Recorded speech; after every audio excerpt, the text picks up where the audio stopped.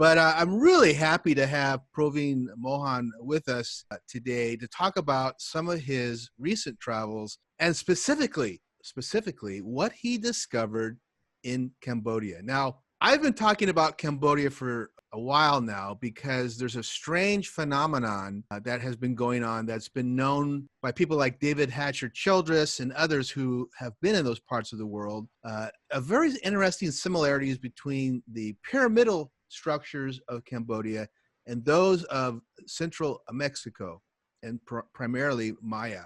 But today we're going to have a look at Cambodia through the eyes of Praveen. And I have been watching some of his videos. And by the way, if you haven't seen Praveen's videos, you need to go to YouTube and go to Phenomenal Travel Video. They're simply the best videos out there, and you got to check them out. Hey, Praveen, how are you, man? I'm doing great. How are you, Cliff? Oh, great. Yeah, it's always good to have you on the program. Before we start, what's going on in India? You guys in lockdown? Yeah, we're still in lockdown. The COVID-19 numbers are increasing. Everybody, most of the people are staying home. We may have some changes in the lockdown in the near future, but pretty much the same as the United States. A little bit a lesser number of people who are infected, but the numbers are still increasing. But it's pretty much like that all over the world. So.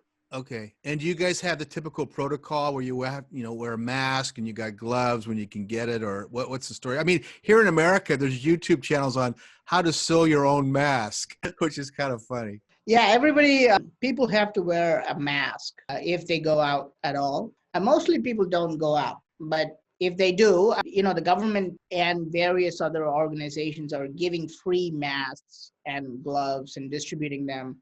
They're giving free food and, various types of stuff. So. Okay. So you guys are doing the best you can like everybody else. So very good. I have to ask you, what was your motivation to go to Cambodia, given that India has such rich cultural heritage? And I mean, you haven't tracked all the pyramids in India. I mean, there must be thousands and thousands. What would make you jump out of your country and into a neighboring country like Cambodia? So what I'm trying to do for the past 5 years is basically trying to understand how, various ancient civilizations are connected. See, this is really what I'm trying to do. Believe it or not, my research did not start in India. Actually, I started out in Peru. I was looking at structures like Machu Picchu, Ollantaytambo, and stuff like that. I also went to Mexico and looked at all the Maya structures. And I realized, me growing up as a Hindu, I realized that there are a lot of connections between Mayas, Incas, many other civilizations, and Hindu civilization. Okay, so I came back to India around 2015-16. I started to do my research here longer and longer, and I've been here for 3-4 years now in India. But I realized that to fully understand, how the Hindu culture moved across various countries, I should not be limited to just India, because we're just talking about, the new borders that were established, 50 years ago, right? After British left India. But thousands of years ago, the borders were completely different. The what we call as countries, for example, India and Cambodia were actually part of this huge country at one point in time. So I started to go to places like Sri Lanka, for example, because Sri Lanka also has these amazing Hindu and Buddhist monuments. And people kept telling me, you should go to Cambodia, because Cambodia is a very small country when compared to India, and India has thousands and thousands of temples. But when I went to Cambodia, I realized that the ancient Cambodians were putting, Indians to shame, because in such a small place, the temples that you see are mind-boggling. I saw things that I had never seen in India before. And I had visited, I researched extensively for 5 years in India, but when I went to Cambodia, I realized these guys were building something extraordinary. They were building pyramids. They were the largest religious structure. We're not talking about the largest Hindu temple. We're talking about the largest religious structure of any kind. And normally people will think, oh, that could possibly be the Vatican or Mecca or Medina or something like that. No, it's a Hindu temple. It's called Angkor Wat, and it's located in Cambodia. It's built about at least 1,000 years ago. So all these amazing, amazing monuments are found in Cambodia. Yeah. I mean, that's what we're going to talk about today. You spent a good amount of time at Angkor Wat. The complex is there, and you found a specific temple. I'm going to butcher the name, but it's Bak Chum Krong, which is a Hindu pyramid, which you believe has a great deal of similarities to the Guatemala complex known as Tikal. Talk a little bit about this pyramidal structure and what you found was outstanding about the construction. Okay, so this is not in the Angkor Wat complex. This is like a little bit far away from the Angkor Wat temple complex. It's a little bit outside. It's an isolated pyramid.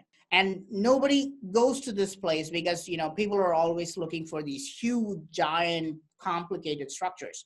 But there's this isolated pyramid. And when I went there, right, I just fell on the floor, man, because it's incredible, right? Because it not even similar. It looks identical to the Tikal pyramid in Guatemala. If you take a picture of the Tikal pyramid in Guatemala, and then if you look at Bak Chum Krong pyramid in Cambodia, you will swear they were built by the same builders. They look identical, and these are separated by 10,000 miles.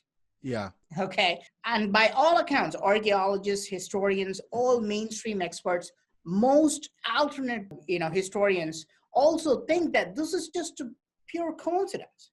Only people like David Childress, for example, he connects the dots between how there was a connection between the Hindu civilization and the Mayans. Okay. And there was a show in Ancient Aliens recently that we did in Colombia, in the archaeological park of San Agustin, where we look at various statues. And when I went there, I realized that there are lingams in Colombia. There are specific deities. We call those deities Bhairavas. We call those deities Shiva. We call those deities Naga in Hinduism.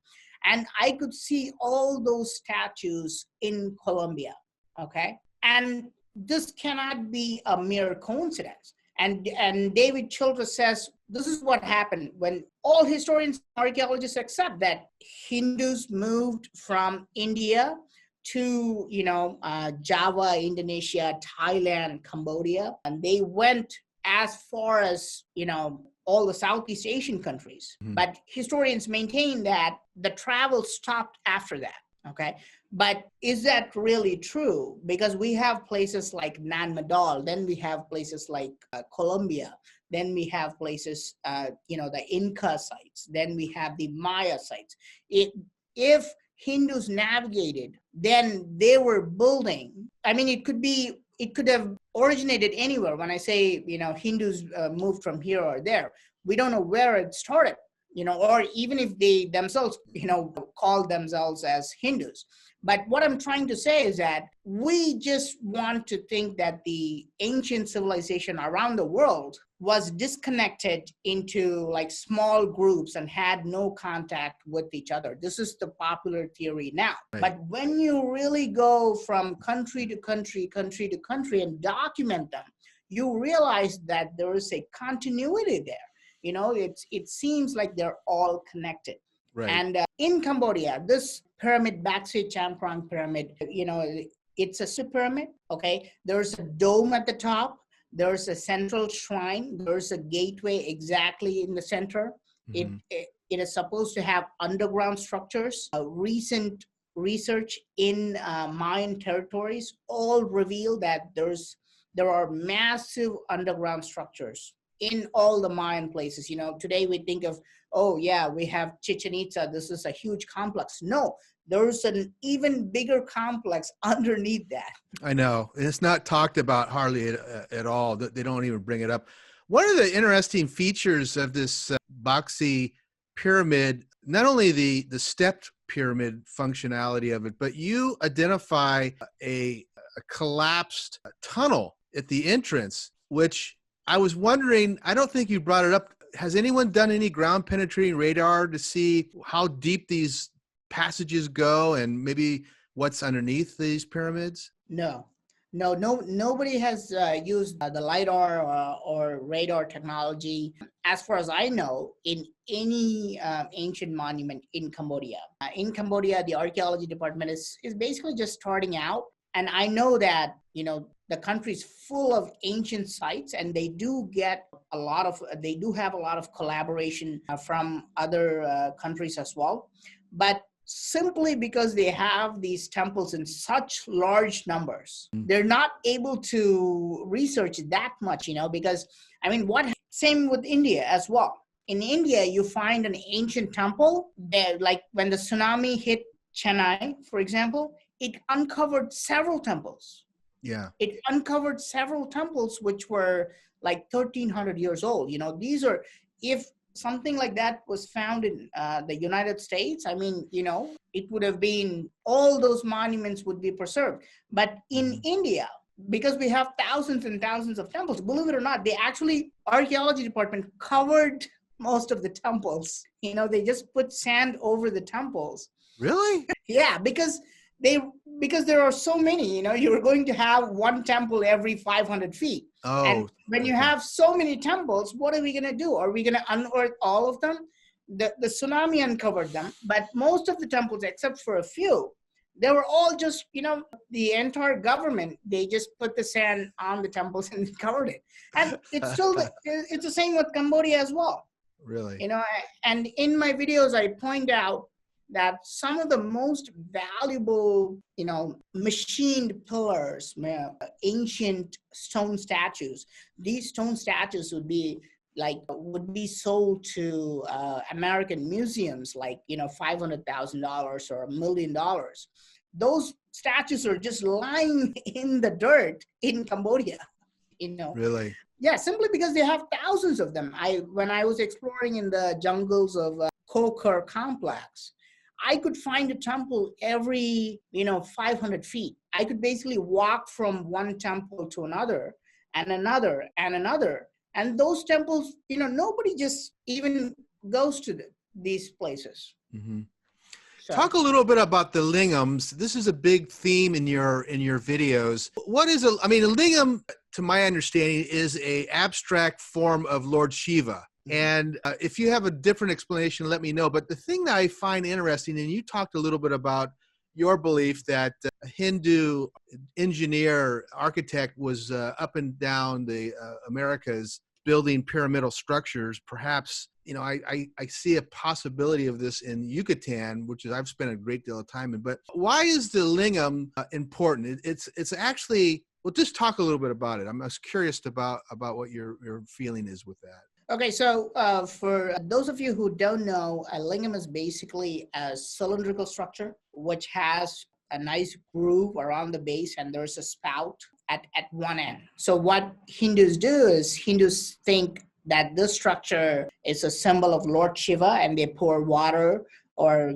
some other type of liquid on top of it, and this water just drains out through the spout. This is a ritual we still follow today. There are thousands of Hindu temples which are dedicated to Shiva. Now, the classic explanation that historians have given is that this is a phallic symbol, period. That simply because it's a cylinder. The classic idea that this is a symbol of male fertility, and the circular base is a symbol of of female fertility. And it could be easily theorized that without male and female, and then the mingling of the two, there's no life. Okay, so this is a classic explanation.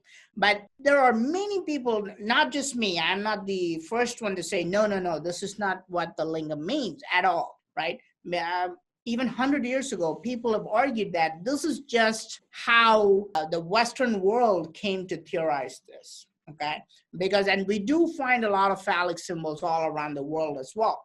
So, but a lingam is considered as a source of power. Okay, all religious people agree, all religious Hindus agree that Lingam is a source of power, and Lingam is sort of this mysterious craft that's mentioned in Hinduism. Now, the very first time a Lingam is mentioned in Hinduism is very interesting. This is called Lingod Baba, okay?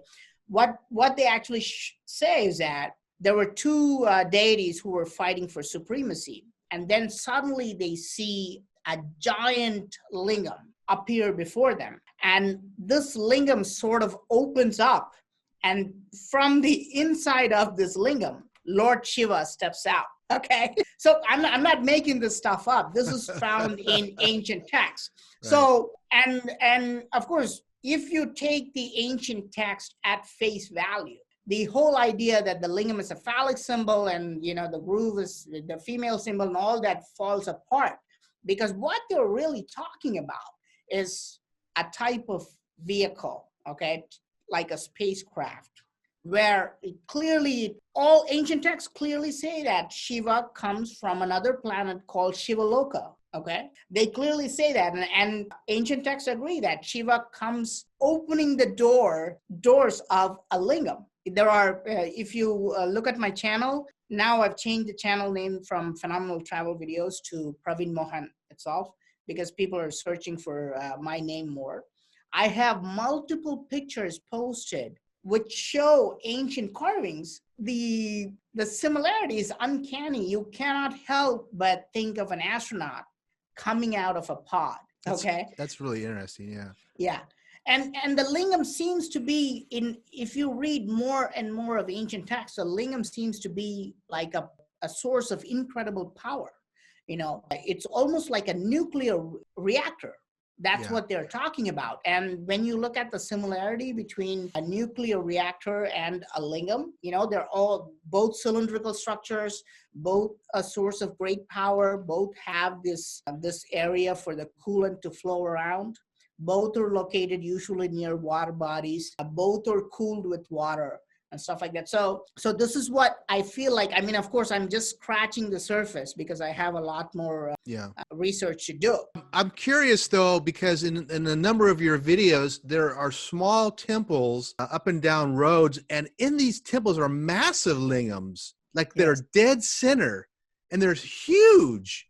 Like, it's almost like you need to take some kind of energy testing device to see if they're emitting energy, or perhaps the ancients understood the ley lines and they're sitting on a whole ley line of energy, and those lingams either transform it and convert it to something. But what's your gut feeling on why they would build such massive lingams and then they'd be in the dead center of these little small temples? It's really weird. Yeah, this happened in the ancient city of Koker in Cambodia. Koker, yeah.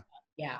So I was driving around. It used to be called Lingapura in ancient times. It means the city of lingas. That's what it means. So I was driving, and there's nobody there. And you can find, one ancient temple every, 500 feet or, 1,000 feet, that close. And then when you go, some lingams, one of the lingams that was like 15 feet tall. So it's I mean, all of them are older than 1,000 years, man. They're really, really ancient. And of course, they're almost in complete ruins now, because some, people of other faiths sometimes try to destroy some of them.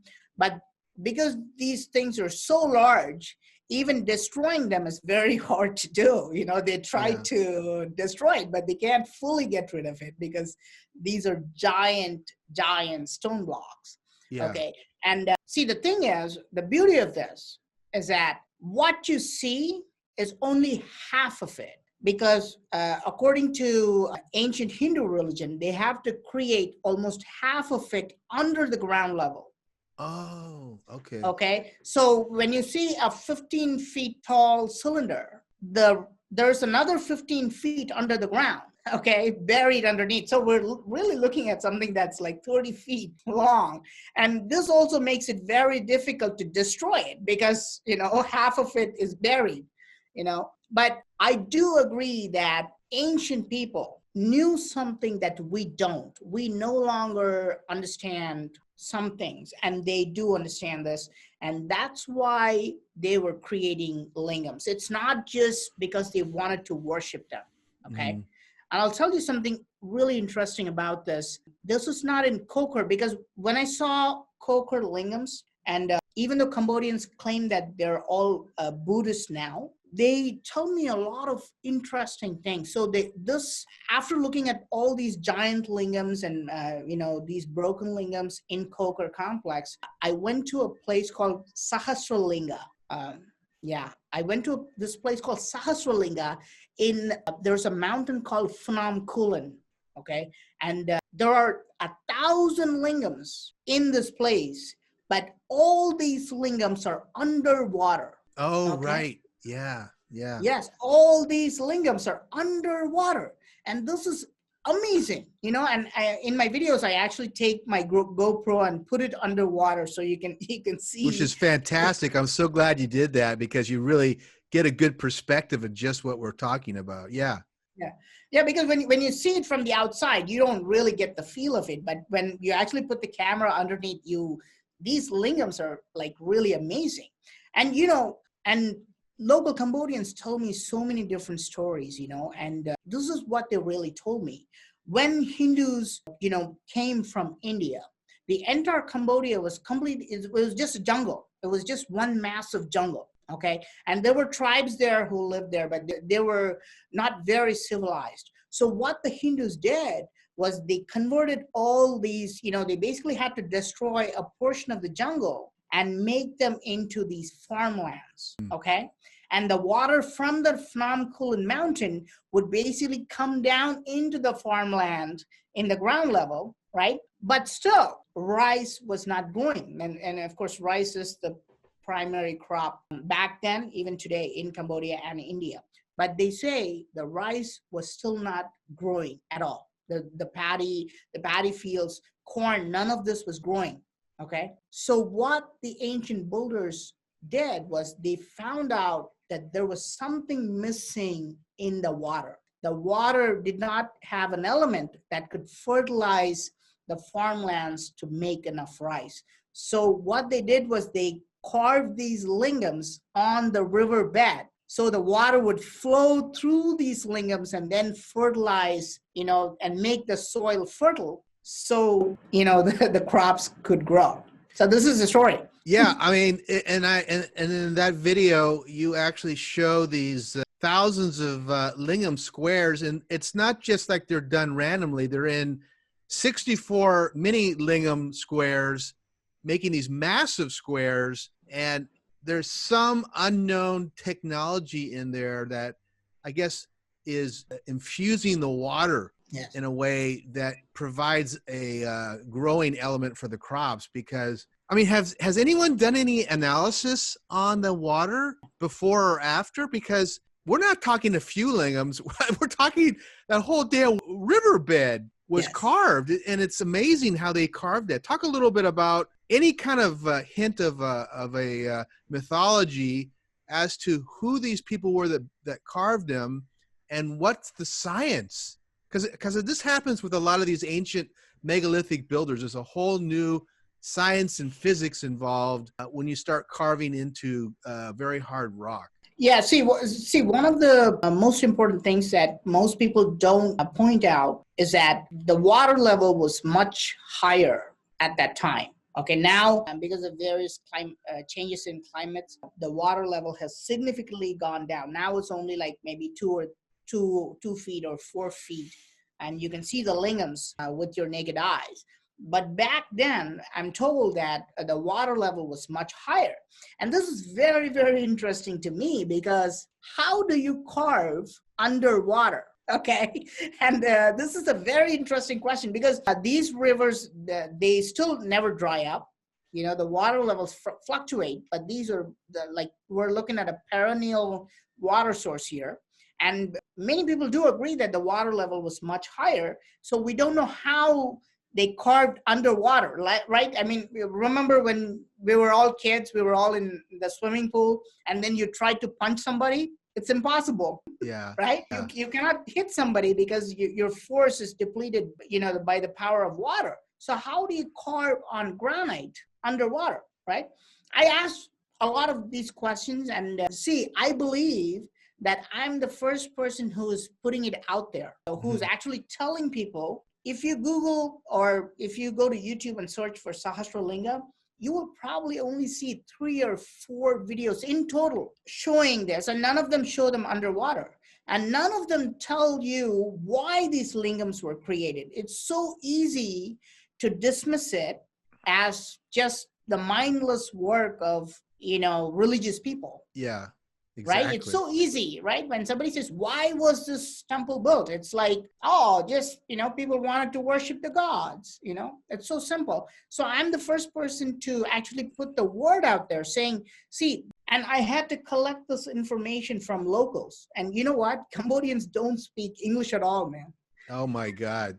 Yeah, it's very difficult. It's Yeah. very difficult even to order food, and because they don't speak English at all, and Wow.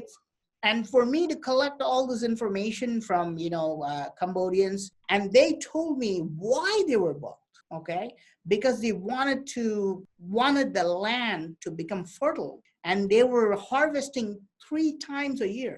Now they only do it once a year. Okay, so they were much more rich 1,000 years ago, and they used some technology that even the locals have forgotten, but that's exactly what it was. It was ancient technology to completely turn a jungle into a prosperous country. Right. Are you under the belief, and it's been a while since we talked, that there was an advanced science very, very early in Earth's history? I mean, we talk about the yugas that go into millions of years and civilizations that go back till, if you read Michael Cremo, he thinks that humans were millions of years old, not 100,000 or whatever the current science is. But in parts of Cambodia and in India, which you do so elegantly, you report on advanced machining, Yes. advanced technology to cut. But do you believe that there was a society or a very early culture that passed through Southeast Asia in a similar manner that we see in the Americas? Yes. That's I think it's a fact at this point that we have to accept that ancient civilization had a lot of technologically advanced devices. Without these things, it's impossible to create such megalithic monuments. Okay, for example, right, in one of the temples in India, this is what I'm giving you is mainstream information. This is not alternate theory. This is mainstream information. There's a temple called Heswara Temple in India, and there's a carving which is about 900 years old. And you can clearly see that man is holding a telescope looking into the sky. Okay, and this is not an alternate theory. This is confirmed by archaeologists and historians. Okay, but we read in our history books as of today that telescopes were invented by Galileo and Le Verrier 500 years later. Okay, so we have information that's incontrovertible, that's solid evidence that ancient people were using advanced technology. Yeah. Okay, we just don't want to look at it because it destroys our current model. Okay. Yeah, and it upsets people too, because then they have to rewrite history, and that's the biggest problem we have here in the Americas, especially the United States, is that people don't want to damage their tenure, Yes. and so they would not. They don't want to talk about it. I want to bring up a quick story, then I want to move on to the next temple. We're running out of time here. I had Dr. Richard Hansen on the program last year, and he talked a very strange, funny, but damaging story of his mentor, Michael Cole, who's the foremost Mayanist. And Michael Cole died last year, and he wrote all the early books. He's the one that excavated, he was the manager of the excavation for Tikal. Oh, I see. Oh, He is the one who basically said, this is how we're going to do it. But what he told, and those of you listening might remember this story, what he told Hansen, who's, by the way, Richard Hansen is excavating El Mirador in Guatemala. and was part of this consortium of scientists that did the LiDAR scan and found 60,000 ruins. Oh my God. But anyhow, the story he says is that Koh had visited Southeast Asia and Cambodia, and he came back with the same conclusion that you did, that these builders either used a blueprint similar to the Mayan pyramidal structures, or there was transcontinental travel and somebody was going back and forth. His belief and his research, and it's so sad that he had to wait till he was retired to say this, is that if he he said to Richard, if he had more time, he would have studied the Cambodian pyramidal culture, the Khmers and those other people, because the designs were so similar. And to hear this foremost authority say something like that in a casual way, rather than writing about it in the books, we're all left to think, oh, well, they're all separate people. They don't have any connection, whatever. Well, the big reason he didn't say it is because of the term diffusionism. Diffusion of the exchange of technological information between cultures is so obvious when we go to Cambodia. And I'd like you to talk a little bit about that. And I'll just finish by saying, throughout a number of Maya sites, there's images of Indian women and men in different positions. I even think that some of these little tiny guys are versions of Shiva himself. But what do you say about that? What do you feel about that? No, I think there's enough evidence if you look at Mayans, for example. For example, some Mayan temples have carvings of elephants. There are no elephants in Central America or any America, right? So we do, and if you look at the language similarity between Mayans and Sanskrit or even modern day Hindi, the words are also very similar, okay? And the structures, the stepped pyramids, there's another pyramid in Cambodia. This is called the Koh Ker Pyramid. This is also a stepped pyramid. And if you go look at that stepped pyramid called Koker Pyramid, it looks very similar to the Mayan pyramids, okay? Yeah. So, and I want to tell you that because I've been traveling to not just Central America, I've done some research in Uxmal, Chichen Itza, Mayapan pyramids, but I've also went to South America, and very, very interesting because if I believe that Cambodia could be the missing piece that everybody should go and visit, okay?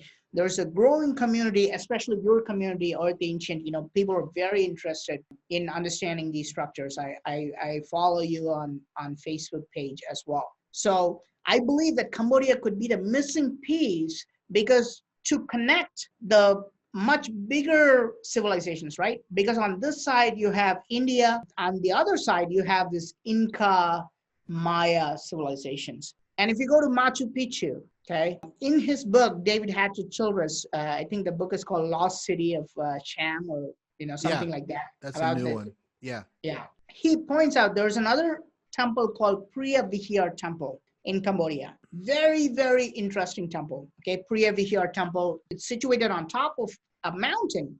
But if you go there, what you're going to see is you're going to start thinking about Machu Picchu. Okay, because it looks very similar to Machu Picchu. There are huge terraces constructed on the temple. There are these huge giant windows resembling Machu Picchu. So what we're looking at in Cambodia is sort of a place where everything was transforming. In India, you had one type of culture, and in Incas and Maya civilizations, you have somewhat of a different type of culture. But Cambodia was the piece that you could understand, you know, both sides. Ah, okay. Kind of a middle ground in a way. Yes. Yeah. Wow. Hey, I want to talk about this last pyramid you went to. It had it was wonderful because it had the face of Brahma on there, the god of wisdom. I want to say it's in Cambodia. The reason it's I'm going to butcher this too. It's Ta Prohm or Ta Prohm pyramid. Okay, you're laughing because I mean, you live there, dude. You speak this language. I don't. So hey, I don't speak Cambodian. I don't speak Cambodian. Actually, Cambodians actually changed the name a little bit. Okay. Go on. Okay, but the temple is outstanding for a number of reasons, and I want to go through it because you actually list on here that you believe there was some time travel potential here. There's some energetics going on, and some of the sculptures on the walls are just mind-blowing. So talk a little bit about the discovery. How did you find this place? It's very close to Angkor Wat. It's a popular temple. This temple is called Ta Prohm temple. It means old Brahma. Brahma is Lord of creation in Hinduism. Also, Brahma was capable of time travel as well. And was he an alien? You could say that. All gods, all Hindu gods came from the sky. Really? Okay. Yeah. Yes. All gods, most of the gods came from the sky, and only some of them were born here, and they were fathered or they had a mother who came from the sky. Okay. So that's the basic difference between a human being and a god in Hinduism. Okay. So this is why it's very popular in ancient alien theory, because by definition, because the gods come from the sky, it falls, under the term alien. Yeah. Yeah. So this temple, the most interesting feature about the Ta Prohm temple is that it was featured in a Tomb Raider movie. Oh, because of the trees and the very exotic look, right? The Angelina Jolie, That's right. You mentioned that. Yeah, that's okay. Okay, now that I got your attention, right? Yeah, exactly. So I was looking at the carvings, and people know about this before because others have also been intrigued with this carving. There is a carving on one of the walls which clearly shows a Stegosaurus. Okay, this is a type of dinosaur, and not just a randomly, concocted dinosaur. This is clearly a Stegosaurus. If you take a picture of the Stegosaurus, or if you go to a museum and find one, and if you look at this carving, this is just incredible because it has these back plates, it has this tail, it has all the features of a Stegosaurus, man. And of course, all scientists agree that all dinosaurs became extinct, 65, 67 million years ago. So, and this temple, and nobody's going to date this temple back to 65 million years. They say this temple is about 1,000 years old. Right. So how did ancient builders, just half naked, holding a chisel in one hand, holding a hammer in another hand, going to visualize a Stegosaurus perfectly, which became extinct 65 million years ago, and carve it on the walls of a temple? Right. I have to just say that when you say 1,000 years, this is what I go through when I'm in Yucatan. The Maya are 5,000 years old, and that's in the early period where hunter-gatherers. They're now redating it. There's many significantly older, in the tens of thousands maybe. I mean, there's one scientist, Dr. Mark Carlotto, that believes the Maya inception date is 80,000 years ago. This is brand new information. But the unique thing about this temple that you're talking about is that it's a true megalithic temple, simply because the stonework is of such huge proportions, and the technology to build this is not chisels and copper tools. There's something there that takes it beyond that by the power of 20 or 10 or something like that. So how do we explain a temple like this? They were using advanced technology that we have no clue about. They were using advanced technology. And of course, this is all mentioned in ancient texts. In ancient texts, they talk about very advanced technology, okay? They talk about flying machines. They talk about how to do interstellar travel, for example. They were talking about weapons that could melt everything.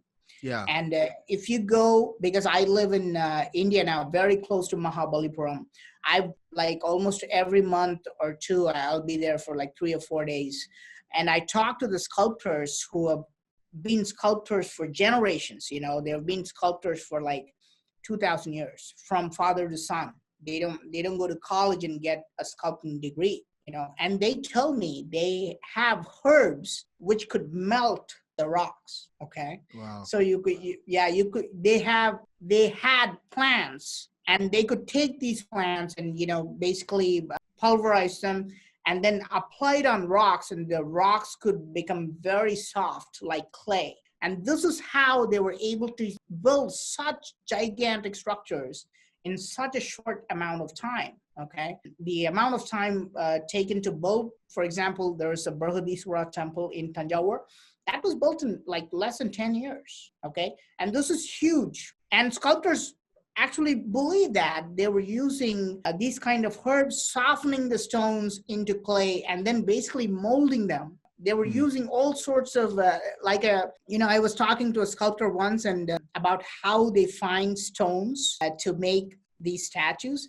And he was telling me, well, we first have to find a male stone to create this. And I was like, what? What do you mean a male stone? So he tells me, well, stones are of two types, right? So there are male rocks and there are female rocks. If you take a male rock and if you make a statue, and I'm like completely, I just couldn't believe it. That's kind of a mind blower. I mean, what are these people talking about? Either, I mean, I would think when I lived in the United States, I lived in the US for like 15 years, until 2015. If I heard that 15 years ago or 10 years ago, I would think these guys are just nuts. Yeah. Okay, they're just bonkers. But after I see what their ancestors have accomplished, I'm not sure. I think we're missing something. Yeah. I don't know what it is, but they were able to build structures even today we will not dare to make. Okay, if so this is, I mean, it's obvious, and people like Chris Dunn report on this in his books on Egypt. But it's obvious to me in your videos that they had power equipment. In one of the examples that you show, there is a window treatment that has columns that were spun on lathes and then placed in the window frame. I mean, it's so obvious that that's a lathe cut that it's funny that the archaeologists wouldn't say, well, this is changing my perception, because obviously this is a stone and somebody spun this at a tremendous height or speed. How is this done? But we don't read about that, do we? Yes. Many ancient sites are full of these, what we call anomalies, or oop art, out of place artifacts. We have a ton of them. I know most of your viewers are going to come from the US and Europe, but if they really want to look at these megalithic mysteries and want to analyze archaeological anomalies, they should come and look at India and Southeast Asia, because we have these huge pillars, okay, which are cut using lathe machines. There's no way, because we have those marks called turn marks, okay? Yeah. There are these lines cut, on the pillars, which can be made only by a rotating mechanism, okay? But nobody can explain it. And they have these weird things, man. They have a chain, okay? From the roof, there are chains hanging, right? But these chains are made of stone. Right. Okay? So there are these rings intertwined, and they're all made of stone. And they have these weird structures which are completely not explainable. Yeah. One last question for you is, we didn't talk a great deal about subtle energy. I mean, the Lingams, you just said something a while ago about a good portion of it, or an equal portion of it, being underground, and these buildings sitting on top of energy fields. It seems that the ancients understood subtle earth energies, and in some places people call that telluric energy. Did you ever feel any subtle energies when you were in any of these small lingam temples, especially when the lingams were not damaged? Yeah, you could feel your mind would instantly change if you go into the main chamber where there's a lingam. What do you mean your mind would change? Let's say you're depressed, right? Let's say you got a lot of things on your mind. You become worried. If you just go to a temple, specifically an ancient temple, okay? Today, the temples are just places of business. They could come, you could do a ritual, throw some money and all that stuff. I don't care about them at all. I'm talking about ancient ones. The entire concept of an ancient temple was designed to sort of change your mind or consciousness or whatever it was into a positive one. Okay, so if you are really depressed, you're sad, you're angry, you have a situation that you're not able to control, all you have to do is just go into an ancient temple. You don't have to do anything. You just walk in all the way to the main chamber and just look at the idol inside. You don't have to pray to it. You should just be close. You should be nearby. And I believe that we're far away from proving this, because we don't analyze these things. But it's a known fact in India that this is what the temples are. They were built as sort of a poor man's, hospital, especially a mental hospital. Okay, because you walk in there with a completely different frame of mind, and then when you walk out, you're a completely positive person. Okay. Okay. Yeah, your mind completely changes. Yeah, the reason And I this is asked that is that because my mentor, who was a Mayan elder, said that if you go into these Mayan temples with the intention, I have an intention of feeling better, I want to heal my brain, I'm depressed, da, da, da, da. There's some acknowledgement that that energy, and we don't know the divine force. I mean, these are ancient technologies, we have no clue, but it's almost like what you say is you go in there and you have not so much a reawakening, but you feel better. It applies to wherever you're having an issue, and it actually resolves problems in some cases. yes, and the ancient Hindus were very much aware of this. I don't know if you know this, but in all ancient temples, in the main chamber, underneath they put nine different types of precious stones. They buried them before they set up the statue on top of it. Ah, Okay, they actually put nine types of, they put diamonds, they put rubies, they put emeralds, and they used to sort of do all these rituals. And mm-hmm. all these stones are buried underneath the idol or lingam inside the main chamber. And this is why many of them got destroyed, because, people wanted to get a hold of these things. So they would, they would destroy the idols. But yeah, all ancient temples have nine types of gems or precious stones buried underneath, because they believe that there would be some type of radiation, or positive energy coming from these structures.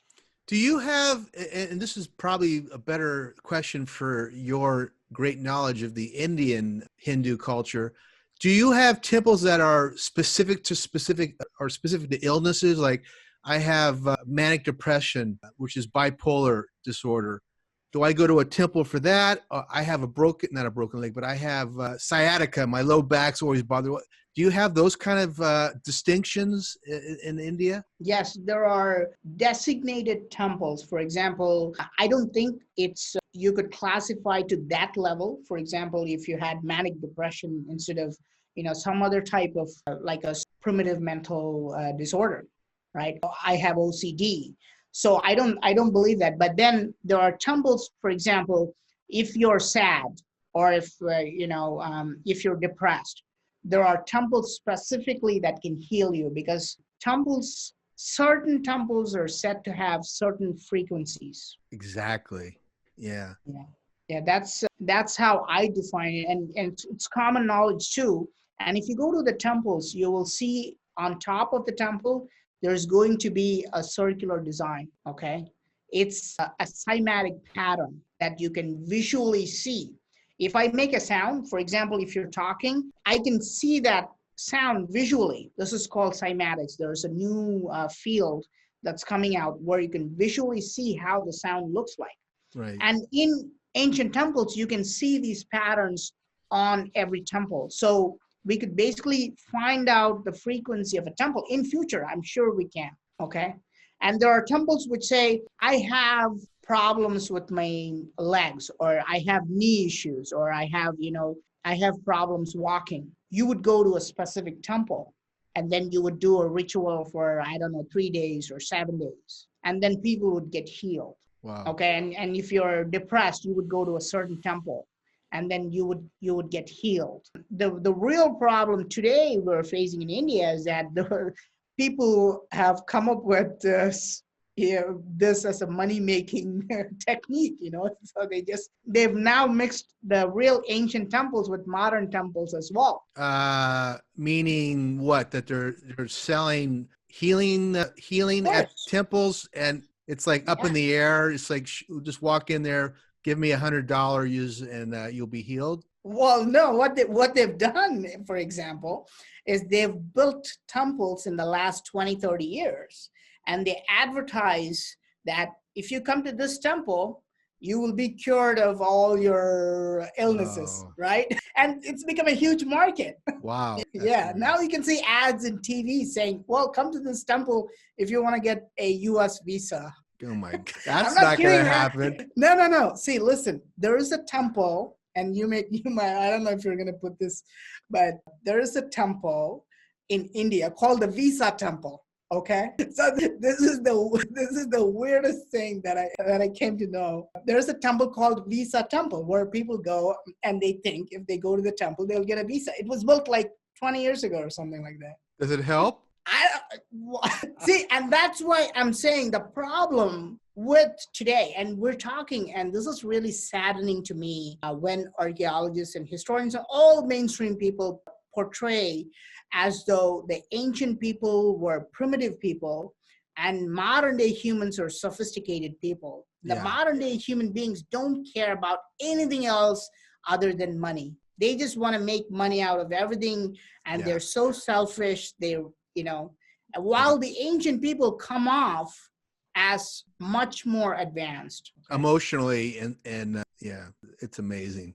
Hey, one last thing. I wanted to bring this up. At the Koh Ker temple, you get into Mazar technology and amplifying sound, and that temple was a communication a tower. Talk a little bit about your belief of that based on the design of the temple. I thought that was quite interesting, and how you attach it to this newer technology that we're just discovering. Yes. So in the jungle of Priya Vihear province in Cambodia, there is a giant stepped pyramid. It's breathtaking. Okay. It's in the middle of a jungle. You go in there. The pyramid itself looks almost completely green because of all the growth of plants on it. It's a pyramid. It's got 7 tiers.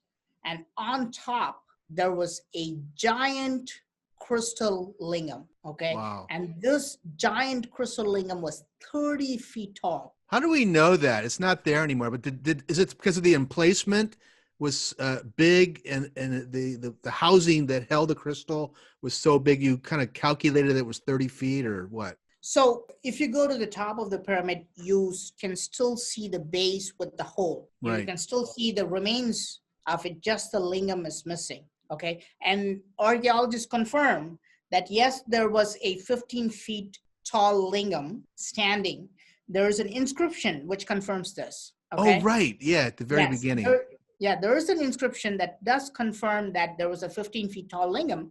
But if it says 15 feet tall, that means another 15 feet was underneath, okay? And locals say, yes, it's made of crystal, okay? And crystal lingams, it's not unusual to find crystal lingams in Hindu civilizations, okay? They're called spatika. In Sanskrit, they're called spatika lingam. We have a lot of crystal lingams. I think they even built one in Hawaii now, which has this giant crystal lingam. So spatika lingams are found in Cambodia as well. But I have never seen one that's like 30 feet or 15 feet tall, and that would have been amazing. Yeah. Okay. But locals do confirm that it's a crystal lingam. Archaeologists confirm that this was 15 feet tall because of the inscription. So we know that there was a giant 30 feet crystal cylinder placed up on top of a stepped pyramid, okay?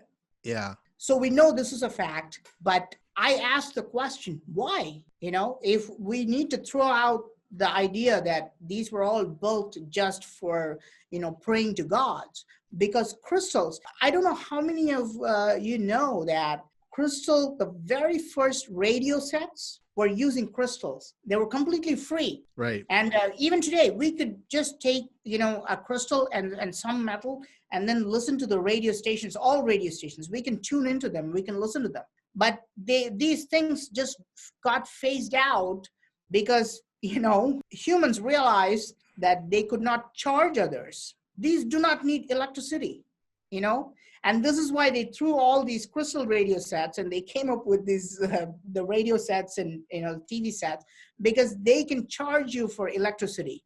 Okay. Right.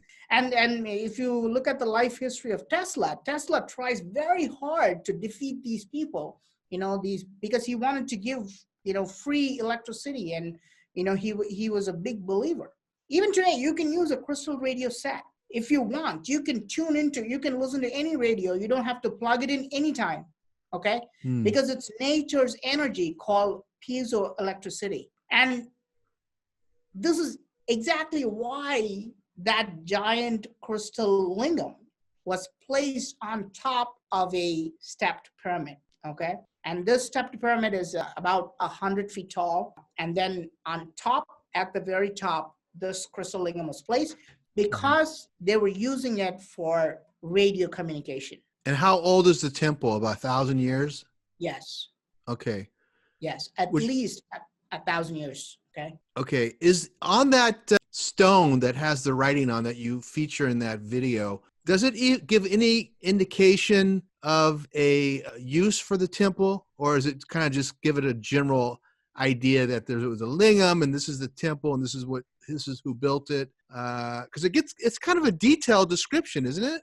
Date and time. Yeah, see, of course, it doesn't tell us exactly why the temple was built. Almost no inscriptions tell us why the temple was built or how to use a temple. I hope we can get any inscription like that, because as far as I've researched, not only in Cambodia or around the world, there are no inscriptions which tell us this is how you use the temple. That would be fantastic, okay? But the inscription says something really weird, okay? In the Koker temple complex, it says it was built on a particular date. It not only tells the date, it gives the time, okay? The temple was built on this date and the lingam was, consecrated, or the very first time it was worshipped at a certain time. The real problem with this is that the king who built it got banished from the main kingdom just one day before. Okay, so the king, according to the inscription, the inscription is 1,000 years old. So the king basically built the entire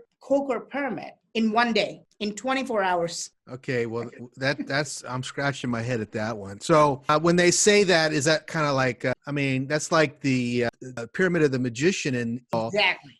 Where the dwarf overnight built this massive pyramid, and he used magic. Yes. And magic is always, when they say magic, that's a decode for technology. So Yes. So what's the local mythology behind a 24-hour construction of a pyramid? Was he a shifting time, or what's the belief? Well, because of the communication problem, I couldn't completely document that, but yes, locals say it was built. And locals believe that the king, okay, did not build it. It was not the king who gathered all these people and built it overnight. No, they say it was built by Indra, okay? So this is a god from the heavens who comes down. He was a master architect.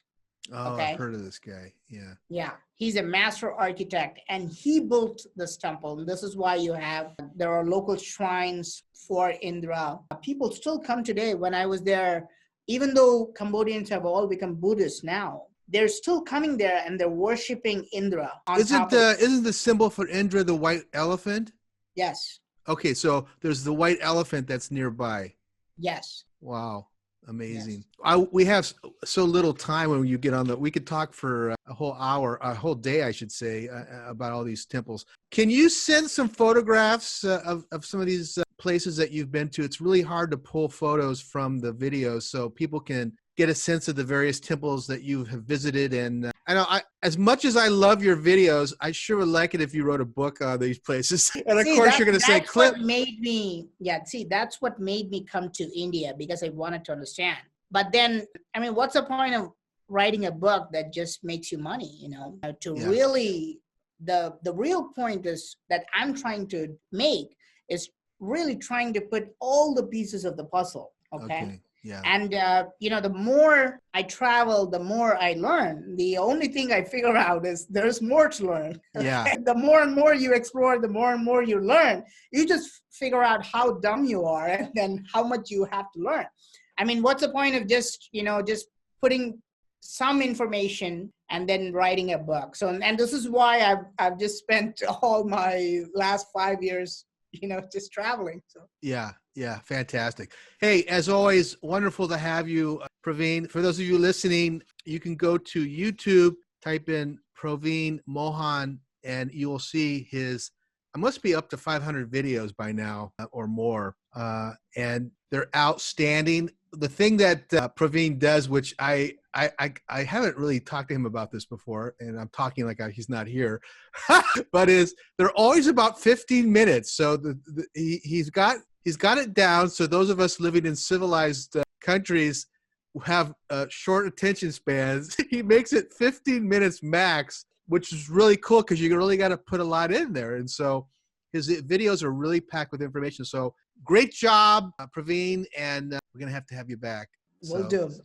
Thank you so much for having me. I know I follow your community on Facebook page as well. I know that you have a very good set of subscribers or followers. They're genuinely interested in all these ancient mysteries. I'm glad to be here, talking to them through you. I really appreciate, that we could chat like this. It's been a long time. Well, it's fun to talk with somebody as passionate as I am and as many of our listeners are on these ancient sites. So continue success, stay safe, and we'll get back in touch with you hopefully soon. Okay. Yeah, you too, Cliff.